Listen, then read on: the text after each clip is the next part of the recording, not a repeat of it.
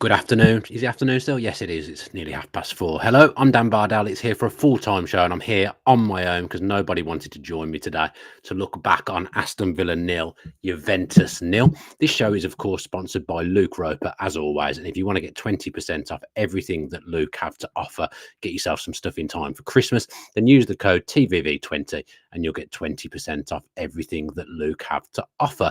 Right then, obviously, 24 hours ago, nearly, Villa played their fifth game in the Champions League against Juventus. I can see people are now joining me live, so feel free to ask some questions in the chat and have some comments, and we'll talk around some stuff, because to be honest, I don't like doing these on my own, and I'd prefer to have a conversation with the people that are in the chat. But anyway, yes, I don't think that Champions League music will ever get old to me. Still, last night I'm there videoing it at the start of the game because it still feels like something that we might not have every season. It's still a luxury to me, so I don't take it for granted. And just the atmosphere at the start of the game, like seeing the Villa villain come out in front of the whole team, be unfurled in front of the whole team at the start of the game. These things are things that I will remember for the rest of my life. And I think it's important for, every Villa fan that's there, whatever age you are, to still try and treasure and embrace these games, because they might not be forever. They might not be every season. And for me, they're just so special still.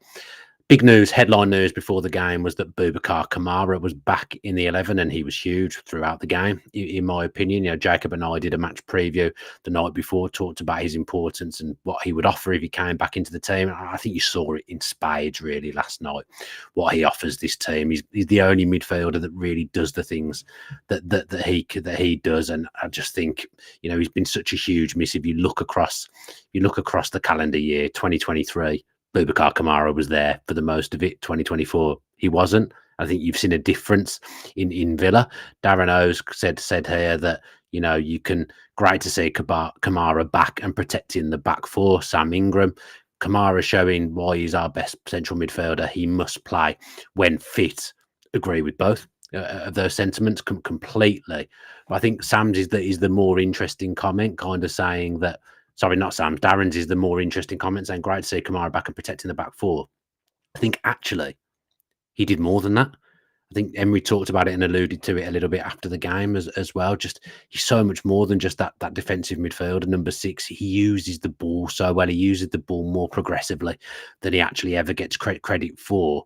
And he fights fires before they're even starting, really. He cuts things off at source, so things don't get the chance to develop in a way that they normally would against Villa in transition if he's not there. But he just offers those facets of the game that perhaps other midfielders at Villa, who are good players in their own right and good players in their own way, Kamara just offers that something different. And I think it's no coincidence that he comes back into the side last night.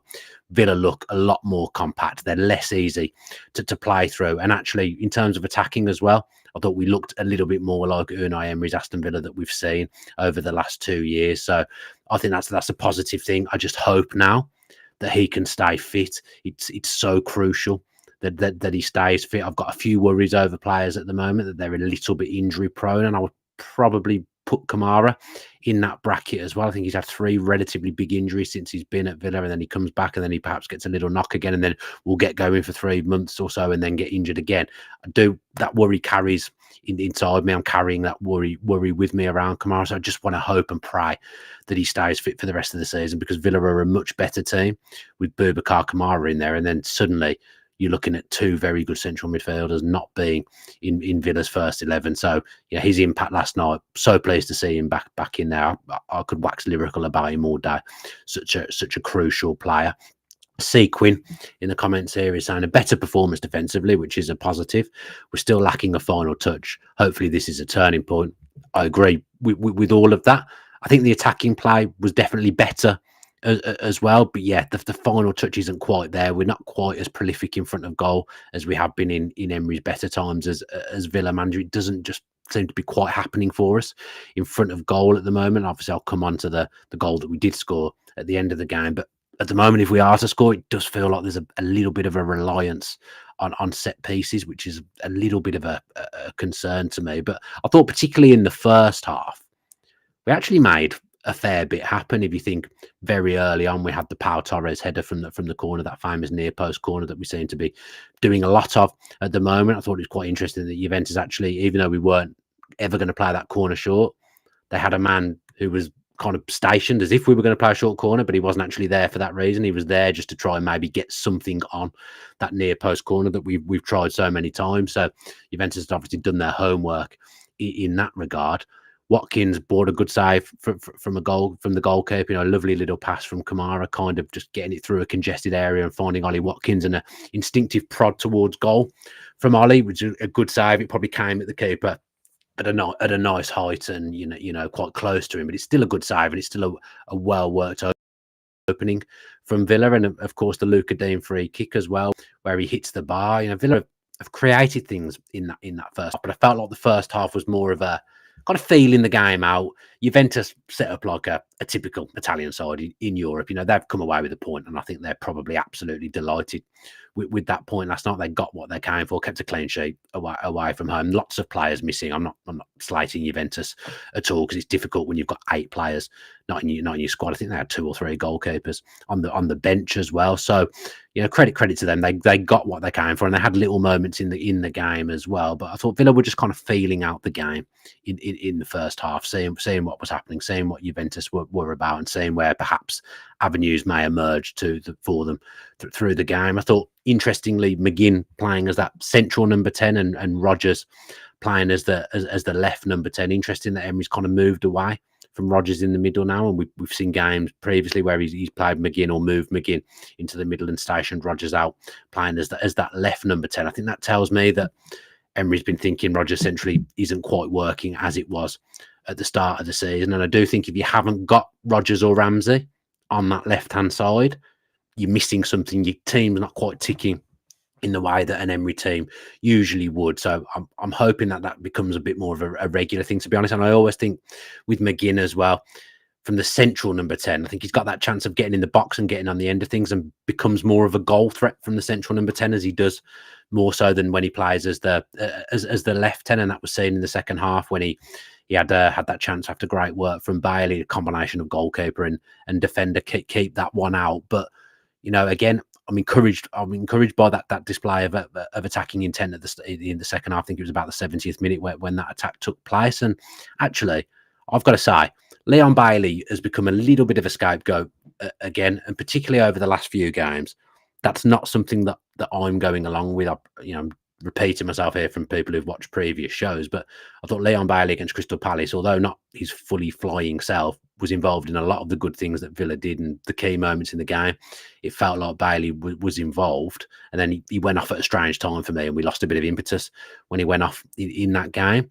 Last night as well, I just felt he was more like the Bailey that I remember. I think it helps having Matty Cash behind him. I think Cash is very intelligent in that role at right back as well, which gets overlooked, in that he knows when he needs to tuck in, and he knows when he's got the license to come forward. I think tactically he's more aware than people give him credit for. Matty Cash, I noticed that a few times he tucked in and made a back throw when Pau Torres marauded over to that left-hand side and became more of a left back in possession. Cash knows when he needs to go, when to not. But I think Bailey will feel more confident with Cash behind him, a more orthodox right back. But Bailey again last night was involved in a lot of the good that Villa did. And if you look at the big chances that Villa have created across the last 2 games, I'd probably say Leon Bailey was involved in a lot of those things. So I think people need to get off his back a little bit. I think it's very, very strange in this run that we're on to be singling out individuals. And I understand why Bailey probably stands out more than the rest, because of how good he was last season, because of his output last season, and because he's an attacking player and he's a winger and he's expected to take people on. But at times that feels like Villa's only attacking threat. So he's getting the ball a lot, taking people on a lot. You're never going to beat the man every time you take him on. The things aren't going to happen every time you take someone on as a winger. But I think he's starting to grow again now. I think he's starting to come into his own again. And I do think once he gets a goal, that'll just do him the world of good, and we'll see more the Bailey of last season. So if you're singling Leon Bailey out at the moment, I would probably say to you that I would disagree with that. Everyone is entitled to their opinion, as we know, but singling people out in this 6-7 game run is just a little bit weird, in my opinion. I will come to the chat shortly. I'm just kind of going to give my feelings on the tail of the game as it happened, and then I'll delve into what people have said in the chat. But I've got to talk about the disallowed goal. I mean, I understand why it's been disallowed, and I understand that that goal 9 times out of 10 will always get disallowed in football, and in particular European football and the Champions League. I don't think it's a foul, but I understand that it's always going to get given as a foul, and it's just soft. So soft. The keeper's misjudged it. The keeper's mishandled it. Diego Carlos is on the scene. There's contact, but are you not allowed to go to the ball? He's not barged into him. He's just jumped for the ball, and the keeper's almost connected with him as much as Carlos has connected with the goalkeeper. So to disallow it's so soft. But I didn't even really celebrate because you just know in Europe that those goals are going to get disallowed. I just thought the way the ref handled it was a little bit weird because his hand gesture wasn't particularly clear. It looked like he'd pointed back to the halfway line for a goal, but he was actually probably signalling for a free kick. And just the referee overall, I didn't think handled the game that well. There was more yellow cards in the game than there should be. I don't think there could be too many complaints if that game had been 0-0 in terms of yellow cards as well, because it wasn't a dirty game. But the ref just seemed to want to get involved. He set his stall out very early with his booking to Tielemans. I've not seen it back, but at the time it didn't look like it was it was a particularly hard foul to me, but the ref gave him a yellow card, and then he was kind of treading on eggshells for the rest of the game. I've realised that I've completely missed Emi Martinez's save out, which is an absolute travesty because it's the best save I've seen at Villa Park this season and a real crucial moment in the game. I mentioned Juventus didn't carry much threat going forward, didn't look like they were going to score too many times through the game, but that is just a sensational save from the best goalkeeper in the world.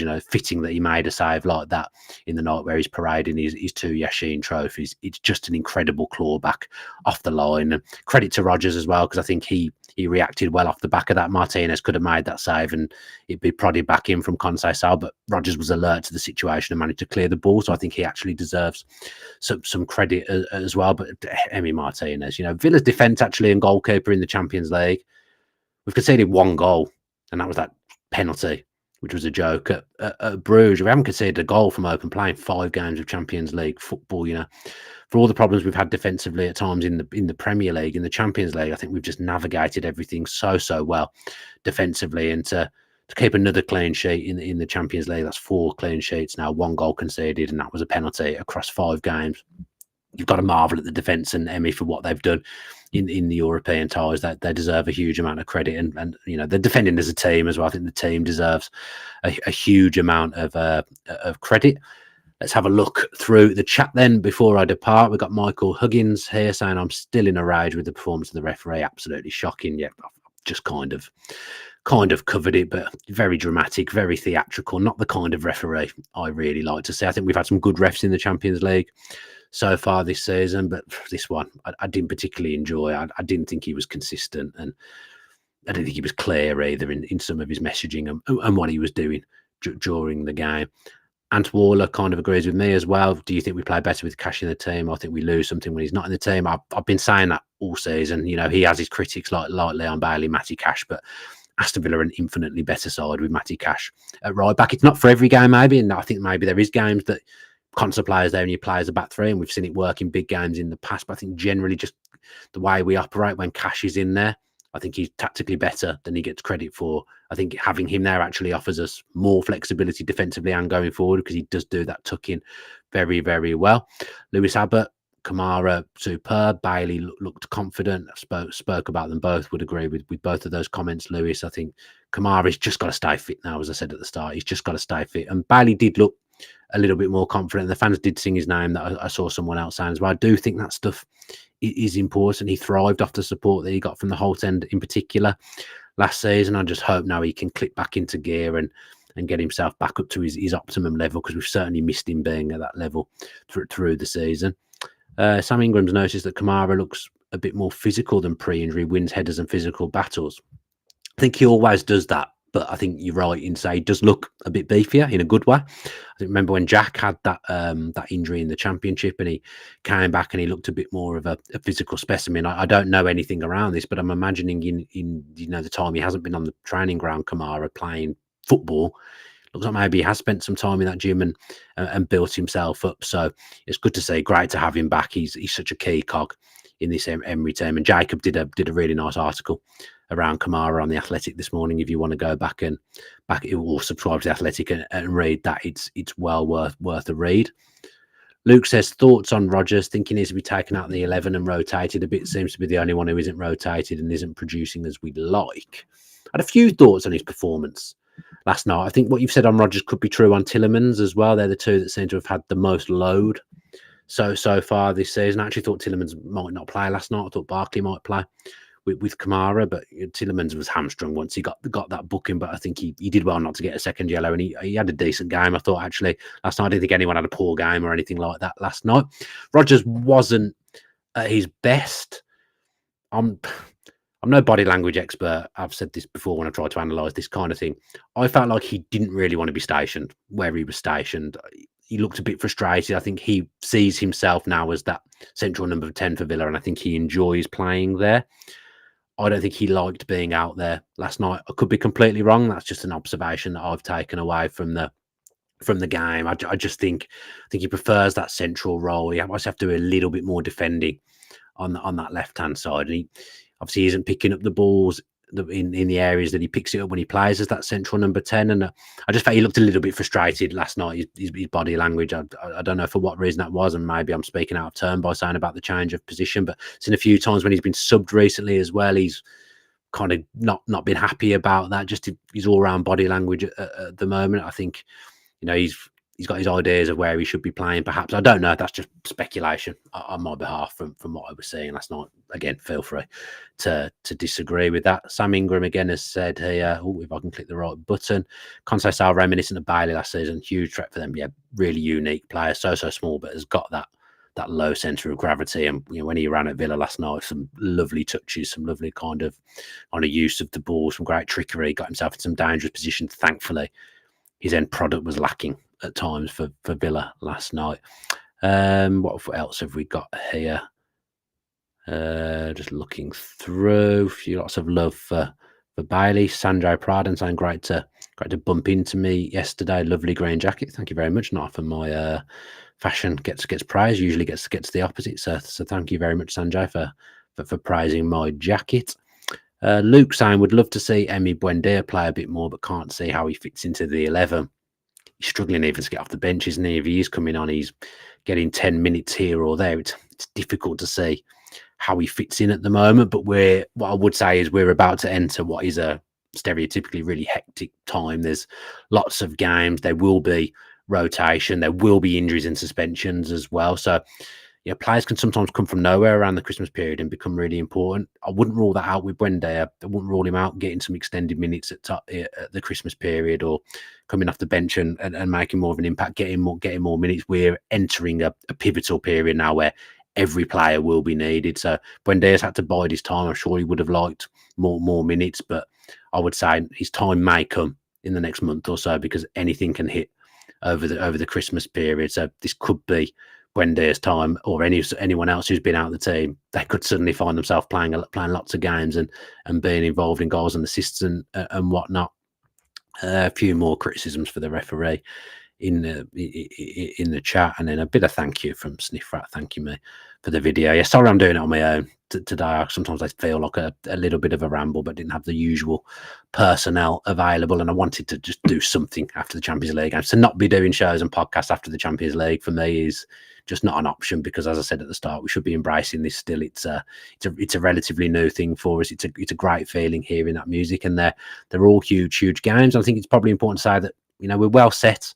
We're in a decent position. Top 8 still very much a real possibility. I think we've got some really tough games to come, actually. Maybe, you look at those fixtures at the start and thought the ones at the end were easier than the first 4 or 5. But I think a couple of those away trips are really, really tricky. But we're in a good position. I think we should give ourselves a massive pat on the back for what we've done defensively. And we've had some great moments already in the Champions League this season. So just continue to enjoy it. Obviously, Leipzig away in a few weeks. We're in a good place. I think we're 9th. I haven't checked the table, actually. I think we're 9th from what I remember from last night. So in a good position. Obviously, it would have been lovely to win last night and be higher. Then we really would be well set. But these are heady times for Villa in the Champions League. The league's not going as we would want it, but all the ground's not lost in that. We can still very easily find ourselves in the top 4 or 5 in the next few weeks. But I think if anyone had been offered the Champions League campaign that we've had so far, I think they would have taken it. So I think it's important to be positive off the back